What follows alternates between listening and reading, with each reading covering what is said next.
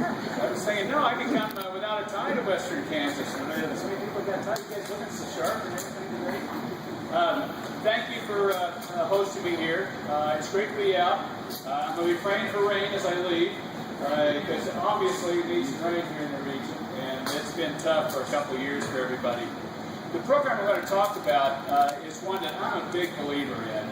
And when you do policy issues, sometimes you get it right, sometimes you don't. But you can tell if you get it right if the uptake is really fast afterwards. If people look at this and say, that's what we need to do. Well, 2 years ago, 2 legislative sessions ago, the legislature took up a bill and proposed saying, okay, we need more technically trained students in school, and they need to have more technical skills when they get out. So they need to go into a job or on to college and help pay their way through college. So we passed this bill, and what it did was 2 pretty simple things, but they were big. One is that if you're a high school student in the state of Kansas and you want to take a technical training course in community college or technical school, state of Kansas will pay for it. We'll pay for it. As a way of saying we need more technically trained people. And then to the school districts we said, and if you will get more industry-recognized certifications, we will give you $1,000 bounty for each of those that you have in graduation night from that year of school. So $1,000 for each of the school districts. If you've got CNAs or welding certifications or IT, any of these areas, that's the school district. To the student, you get this technical training. And we've had nearly a 50% increase in enrollment in technical education classes in about a year's period of time. We initially budgeted $8 million. We're at 11 and growing. And this is one of those areas that I think there's several legislators here that people would say, fine, more is better, because we need more technically trained students. And we need them to be able to go to college, and instead of requiring so much student debt, maybe be able to pay more of their way through college. So that instead of working at McDonald's, and nothing bad about working at McDonald's, we'll even start there, but what if you started out in a hospital with a CNA? What if you started out as a welder, somewhere making more, working your way on through school? The biggest area of growth of debt in America today is student loan debt. It's $1 trillion now and growing.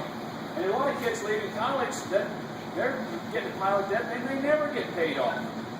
And we're saying, well, let's see if we can help people work on through that. The legislature stepped up on it, passed this, and I'm tickled thinking how it's going. We've got a number of people in the legislature that are here. Russ Jennings. Russ, hold your hand up.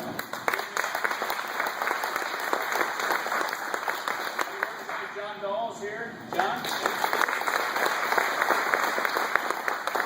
Goldruff came here from Hayes. Sue, thank you. From Liberal, Reed. And then I think he's recognized already, but I want to say it again. Gary Hayslett, that chaired the Transportation Committee for a long time in the South. Gary's done a great job. We just had a recent ranking, and Kansas was ranked second in America for roads. North Dakota was the only place any better. I think we're better than North Dakota. But still, I mean, to have the quality roads, and Gary's been a long-time historical person for making sure that road structure is good. He's done a great job with it. And Brian Weber, I saw former Representative Brian Weber.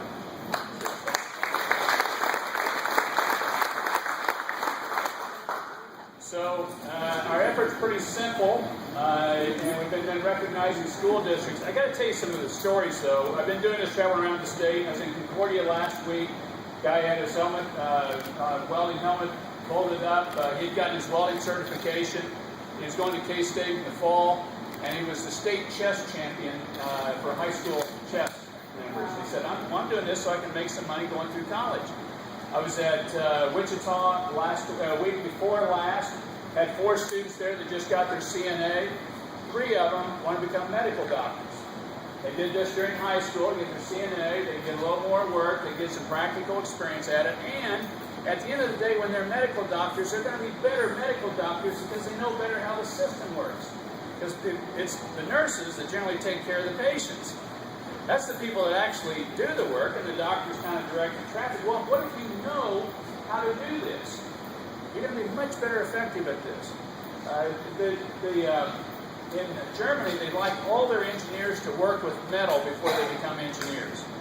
And so the whole idea is that so you can kind of understand how this thing actually works when you're designing something. And that's what I think we can do a lot of, and I'm really tickled that we're going to be able to do some of that. So I'd like to call up a couple school districts and present some checks. I like presenting checks. I like these checks better than the lottery ones because you kind of had to earn this. And the lottery, lottery, you're kind of betting on this. This one, you're getting a skill out of it. So, School District 457 of Garden City got a check for $26,000 to the superintendent.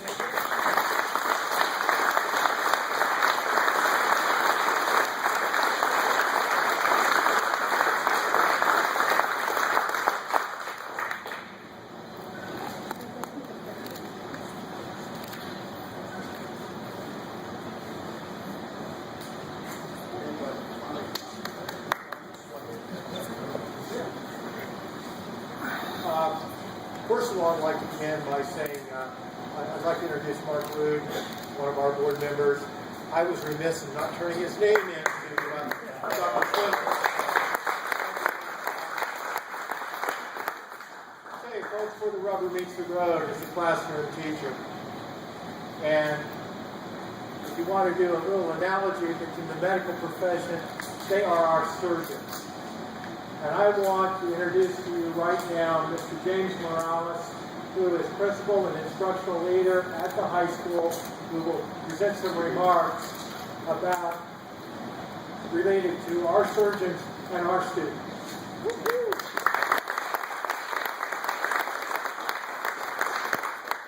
First of all, I want to recognize our teachers, Donnie Merle, and John Snyder. These are some of our teachers. And a student, I did, Ben, come on up here also. Okay. They are the ones who are working with students every day, helping them get that certification. They work very hard. We had quite a few students in Garden City, I believe 27, that actually got certified this year and working their way. And again, they're the ones doing the work. They're the ones down in the trenches, and we appreciate their efforts.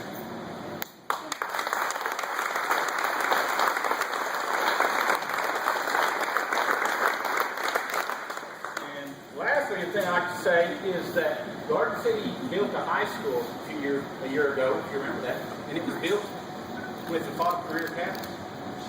So we were already out there doing the things we needed to do. We also appreciate the community college. Without them and our students having a place to go finish and get that certification, we would be lost.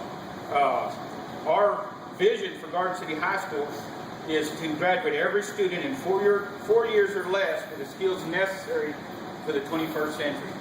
So that's either college or career ready, and I think we're doing a very nice job of that. And I really appreciate all y'all providing that for our students at Garden City. Thank you.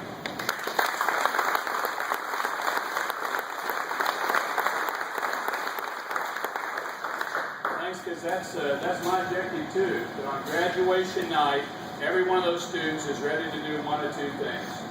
They're either ready to go to college or they're ready to go into a career field. One of two things. And in some cases, you're going to be ready to do both.